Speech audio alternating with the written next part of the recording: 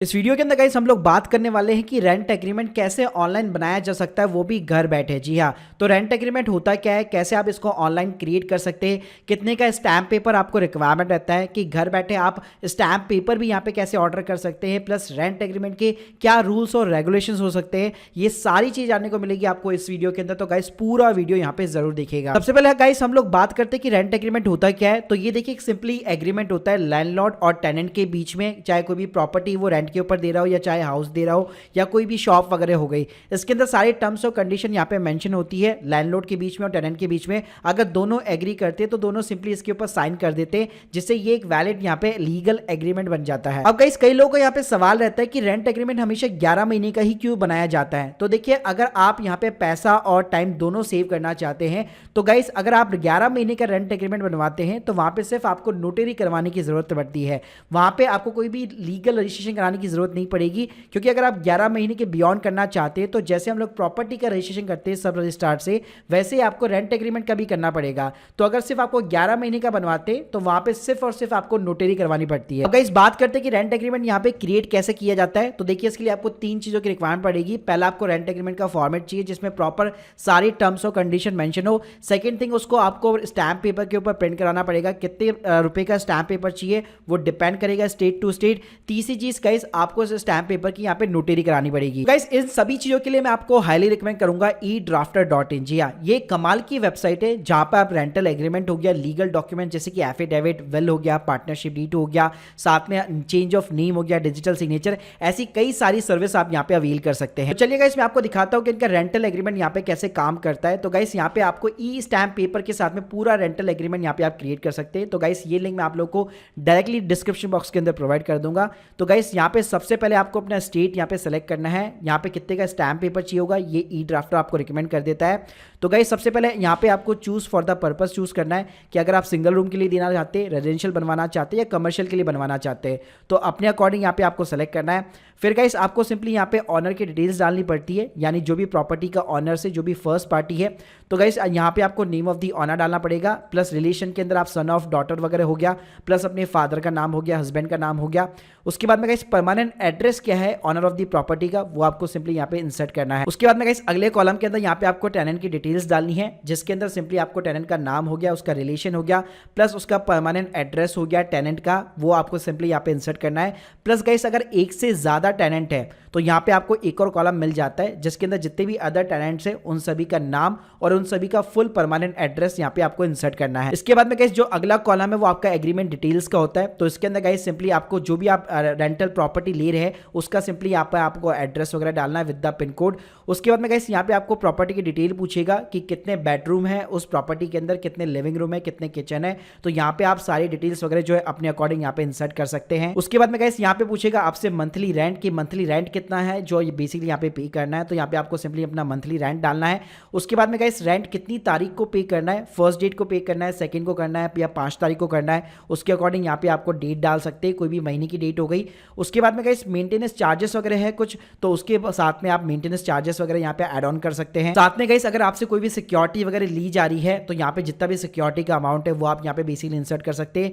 Plus mode of the payment क्या रहेगा, cash के अंदर पेमेंट करना है, यूपीआई या फिर बैंक ट्रांसफर, चेक हो गया, वो आप यहाँ पे लिख सकते हैं। साथ में गाइस यहाँ पे date of the commencement agreement हो गया, यानी कि एग्रीमेंट यहाँ पे कब से चालू हो रहा है। तो यहाँ पे आपको सिंपली डेट सेलेक्ट करनी है। और ड्यूरेशन ऑफ द एग्रीमेंट, जैसे मैंने बताया कि रेंट एग्रीमेंट मोस्टली 11 महीने का ही रहता है, तो यहाँ पे आपको सिंपली 11 मंथ से यहाँ पे सेलेक्ट करना है। उसके बाद में गाइस अगर कोई भी नोटिस पीरियड अगर आप डालना चाहते हैं कि 1 महीने एडवांस पहले आपको इन्फॉर्म करना पड़ेगा अगर आप खाली करना चाहते हैं, तो यहाँ पे आपको सिंपली 1 डालना है। साथ में गाइस अगर आपके रेंटल के अंदर कोई भी यहाँ पे जो इंक्रीमेंट अगर आप चाहते हैं कि हर साल यहाँ पे ये इंक्रीमेंट होता रहे, कि 10% की रेट से इंक्रीमेंट होता रहे, तो वो आप यहाँ पे डाल सकते हैं, वरना ये कॉलम आपका ऑप्शन रहेगा। साथ में अगर आप कोई भी लॉक इन पीरियड रखना चाहते हैं मंथ्स के अंदर, तो वो आप यहाँ पे डाल सकते हैं।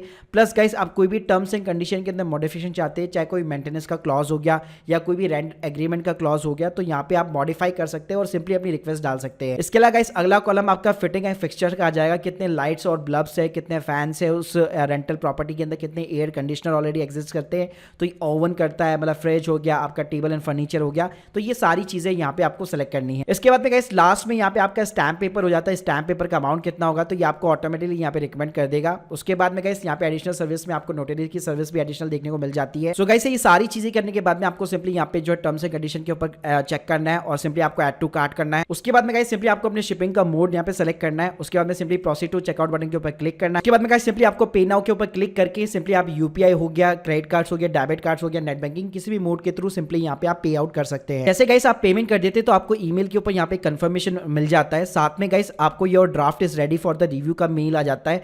अगर गाइस इस ड्राफ्ट के अंदर आपका अटैचमेंट भी यहाँ पे मेंशन होता है तो गाइस इस ड्राफ्ट को आप यहाँ पे रिव्यू कर सकते हैं। अगर आपको कोई भी चेंजेस चाहिए तो यहाँ पे आप सिंपली रिप्लाई कर सकते हैं इस मेल के ऊपर डेफिशिएंसी के साथ, या गाइस इस ड्राफ्ट को आप सिंपली अप्रूव कर सकते हैं। और गाइस जैसे आपका यहाँ पे ड्राफ्ट अप्रूव हो जाता है तो यहाँ पे आपको कंफर्मेशन मेल मिल जाती है आपके सिंपली डिलीवरी के लिए। गाइस है ना एकदम कमाल की वेबसाइट जहाँ पे आप घर बैठे यहाँ पे रेंट एग्रीमेंट बनवा सकते हो। अगर गाइस ई ड्राफ्टर अगर मैं कंपनी की बात करूँ तो ये Delhi, Noida, NCR based basically company है जिनके 1300 से भी ज्यादा यहाँ पे पॉजिटिव गूगल रिव्यूज है 4.4 रेटिंग के साथ में गाइस ये मोर देन 20+ स्टेट्स के अंदर ऑपरेट करती है और गाइस 1.2 मिलियन से भी ज्यादा कस्टमर यहाँ पे इसको ट्रस्टेड करते हैं। तो गाइस देर के इस बात की लिंक डिस्क्रिप्शन बॉक्स के अंदर दे रहा हूँ, एक बार यहाँ पे जरूर चेकआउट कीजिएगा। गाइस बात करते हैं कुछ एफएक्यूज की। तो देखिए पहले बात करते हैं कि डिफरेंस क्या होता है नोटरी के अंदर और रजिस्ट्रेशन के अंदर। तो जैसे गाइस मैंने आप लोगों को यहाँ पे बताया था रेंट एग्रीमेंट अगर आप सिर्फ 11 महीने के लिए बनवाते हैं तो आपका केवल नोटरी पब्लिक इनफ रहता है। आपका जो भी रेंटल एग्रीमेंट होगा उसके ऊपर एक सील लगती है, एक स्टैंप वगैरह लगती है। और गाइस आपका जो भी नोटराइज रेंटल एग्रीमेंट होगा वो बिल्कुल वैलिड होता है, चाहे आप एचआरए के लिए सबमिट कर रहे हैं, चेंज ऑफ द एड्रेस हो गया, गैस कनेक्शन वगैरह हो गया, या किसी भी अदर ऑफिशियल पर्पस के लिए कर रहे हैं। लेकिन गाइस अगर आप 11 महीने के बियॉन्ड करना चाहते हैं तो जैसे मैं बताया था कि सब रजिस्टर के साथ में आपको उसको रजिस्ट्रेशन यहाँ पे करना कंपलसरी हो जाता है, जिसके अंदर आपका पैसा और समय यहाँ पे दोनों खर्च होंगे। साथ में गाइस अगर हम लोग इंपॉर्टेंट टर्म्स एंड कंडीशन की बात करें रेंटल एग्रीमेंट में तो गाइस आपको कुछ चीजें यहाँ पे ध्यान रखनी चाहिए। एक तो अमाउंट ऑफ द रेंट क्या है, उस रेंट एग्रीमेंट के अंदर क्या लिखा हुआ है, सिक्योरिटी अमाउंट कितना है, प्लस जितने भी टेनेंट्स के नेम है वो 18+ यहाँ पे होने चाहिए। प्लस गाइस ऑक्यूपेंसी की जो है कुछ लिमिट होनी चाहिए कि ऐसा नहीं है कि एक ही रूम के अंदर बहुत ज्यादा लोगों को भर दिया गया है।